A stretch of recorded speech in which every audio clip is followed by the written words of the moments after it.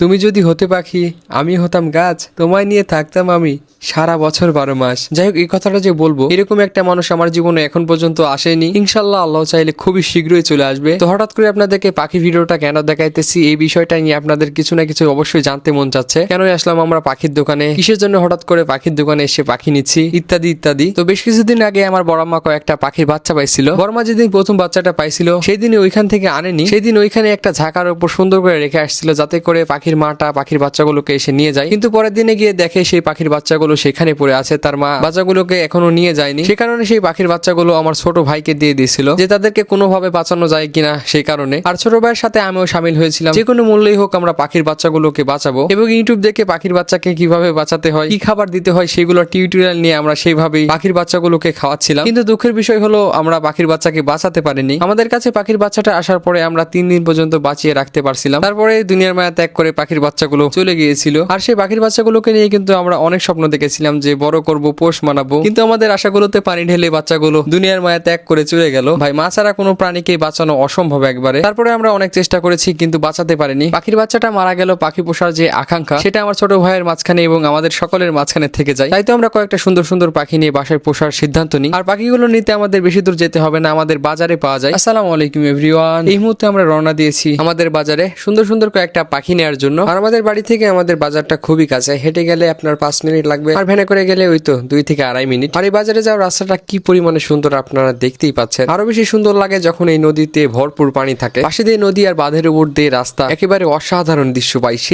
সেই লাগে আমার কাছে। এখন নদীতে পানি নাই, তারপরে কিন্তু সুন্দর কম লাগতেছে না। যাই হোক, এরপরে চলে আসলাম আমরা বাজারে যে দোকানে পাখি বিক্রি হয় সেই দোকানে। আর এসে তো দেখি দরজার সামনে 2টা পাখি রাখা হয়েছে, সেই পরিমাণে কিউট। আমি তো তাদেরকে দেখে তাদের সাথে খেলতে শুরু করে দিয়েছিলাম। দোকানের লোকেশনটা আপনাদেরকে প্রথমেই বলে দিই, আমাদের রাজশাহী জেলার বাগমারা থানার ভবানীগঞ্জ বাজারে আসার পরে যে কোনো কাউকে যদি আপনি বলেন যে বর্ণফুল স্টুডিওতে যাব, তাহলে যে কেউ আপনাকে দেখিয়ে দিবে, কারণ দোকানটা অনেক পুরাতন দোকান। আর আমাদের এলাকার সব মানুষই এই বর্ণফুল স্টুডিওটা চেনে। আর এই বর্ণফুল স্টুডিওর কাকুটা এই কিউট কিউট পাখিগুলো পালন করে থাকে এবং বিক্রি করে থাকে। তো আপনাদের যদি শখ এবং ইচ্ছা থাকে তাহলে আপনারা এইখান থেকে এই পাখিগুলো কিনে নিয়ে যেতে পারেন। আর এখানে আপনারা অনেক ধরনের পাখি পাবেন, যেমন লাভ বার্ড, বাজরিগার, না কি যেন নাম বললো আমার সঠিক মনে নেই। তারপরে আরো অনেকগুলো পাখি ছিল, সেগুলো পাখির আমি নাম বলতে পারবো না। আমাকে তখন বললো যে অনেকগুলো পাখি রয়েছে। আর এখানে যে আজকে আমরা পাখি নেওয়ার জন্য আসছি, আজকেই কিন্তু প্রথম দিন না, এর আগের দিনও আমরা আসছিলাম, কিন্তু কাকু আমাদেরকে সেই দিন পাখি দিতে পারেনি, কারণ সন্ধ্যা লেগে অন্ধকার না আসলে পাখিগুলো নাকি ধরা যায় না। তো সেই দিনের জন্য কাকু আমাদেরকে বাসায় আসতে বলছিল এবং পরের দিনে সকালবেলা দোকানে গিয়ে পাখিগুলো আনতে বলছিল। কিন্তু আমি সকালবেলা যেতেই পারিনি, কারণ আমাদের বাড়িতে লাগছিল মিস্ত্রি, একটা রুমের সাথে অ্যাটাচ টয়লেট তৈরি করতেছি। আর সেই অ্যাটাচ টয়লেটে উপরে সিলিং টাইলস এর কাজ করা হচ্ছিল এবং সিলিং টাইলস এর কাজ করা শেষ হতেই নিচে মেঝের টাইলস এর কাজ করা হচ্ছিল। তো মিস্ত্রিরা কাজ করছিল আর আমরা সেখানেই ছিলাম। তো বিকেল হতেই আমাদের বাথরুমের কাজ শেষ হয়ে যায়। কাজ শেষ বলতে সিলিং টাইলস এর কাজ তো শেষ, আর টাইলস লাগানো হয়ে গেছে, কিন্তু টাইলস এর এখন পর্যন্ত পুটিং দেওয়া হয়নি। তো গতকালকে পুটিং দিতে হবে এবং আরো কাজকর্ম আছে, সেগুলো কমপ্লিট করতে হবে। তো আজকের মতো শেষ। তাই তো সুন্দর একটু পরপরই চলে আসলাম আমরা বর্ণফুল স্টুডিওতে পাখি নেওয়ার জন্য। আমরা এই পাখিগুলোর যে যে কালার সিলেক্ট করছিলাম কাকু আমাদেরকে সেই কালার দিয়েছিল। আর কাকু বলতেছিল বেশ কয়েকদিনের মধ্যে এই পাখিগুলো নাকি ডিম দিবে। আর আমরা যে পাখিগুলো নিয়েছি এই পাখিগুলোর অবশ্যই আপনাদের দাম জানতে মন চাচ্ছে, কিন্তু দাম আমি বলতে পারবো না, কারণ এই পাখিগুলোর যে পরিমাণে দাম, আমার বাড়িতে যদি আব্বা আম্মা জানে যে এতগুলো টাকাতে এই পাখিগুলো নিয়েছি, তাহলে জুতাদের পিঠে বাসা থেকে বাহির করে দিবে। বেশ কিছুদিন আগে আমাদের বাড়িতে অনেকগুলো চড়ুই পাখি এসে বাসা বাঁধছিল, অন্য কোথাও থেকে খায় আসতো, আমার বাসায় শুধু থাকতো। শুধুমাত্র সেই থাকাটাও আমার আব্বা আম্মা সহ্য করতে পারেনি, তাদেরকে তাড়িয়ে দিয়েছে। আর যদি শুনে যে এত টাকা দিয়ে আমরা পাখি নিয়েছি এবং এই পাখিগুলোকে খাবার কিনে খাওয়াতে হবে, তাহলে কালকে সকালবেলা দেখবো খাঁচা আছে,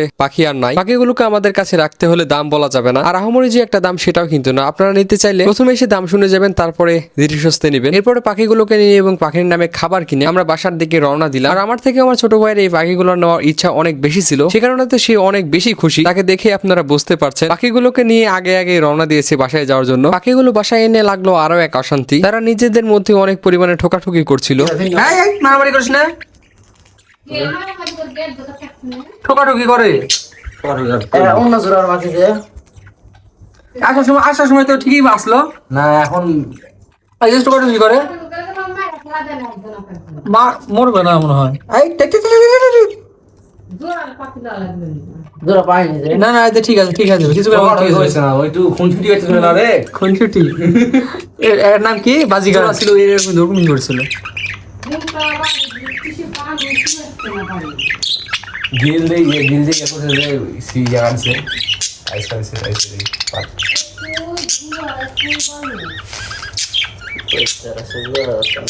আমি তো কিছু বুঝতে পারতেছি না। ইউটিউব দিতা ভিডিও দেখতো, এটা কি ভালোবাসা না মারামারি? আরে বলে 5-6 দিন প্রথমে হয় এই মধ্যে একটা কে টাঙ্গাই দেবো, জাল ডাল দেবো, দিলে মধ্যে একটা অপারেশন দেখি হয়, কিন্তু কাছে যাওয়া পারবে না। যেখানে পদ্মা দিয়ে দিল, হ্যাঁ। তাহলে আকর্ষণ বেড়ে যাবে, কিন্তু দেখা হচ্ছে না সাথে এক দুই দিন কতদিন হয়ে গেল, 2 দিন। মারামারি না। আলো পাশে তো তাই ফোন শুরু করছি দেখি বন্ধ করো, দেখি বন্ধ করো। যাই হোক, এই ভিডিওটা অনেক বড় হয়ে গেছে, এই ভিডিওটা আর বড় করতে যাচ্ছি না। এই ভিডিওটা আপনাদের কেমন লেগেছে অবশ্যই কমেন্টে জানাবেন। আর আমাদের নতুন পেজ এসআর ব্লগে আপনারা অবশ্যই ফলো দিয়ে দিবেন। আর আপনারা যারা ইউটিউব চ্যানেলে আমার এই ভিডিওগুলো দেখতে চান, তারা ইউটিউবে গিয়ে MHS বয় লিখে সার্চ করলে আমাদের চ্যানেলটা পেয়ে যাবেন। তো সেইখান থেকে আপনারা সাবস্ক্রাইব করে আমাদের পাশে থাকতে পারেন। তো ভালো থাকবেন, সুস্থ থাকবেন, আল্লাহ হাফেজ।